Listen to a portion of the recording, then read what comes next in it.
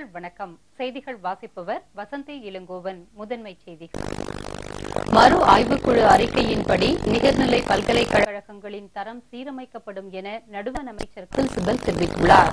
சென்னையில் எடுத்த காலப்பாக்கத்தில் உள்ள தனியார் பொறியியல் கல்லூரி விழாவில் பங்கேற்ற அமைச்சர் கபில் சிபல் தமிழகம் உட்பட இந்தியாவில் உள்ள சில நிகர்நிலை பல்கலைக்கழகங்களில் சரியான உட்கட்டமைப்பு வசதிகள் இல்லை என்று கூறினார்.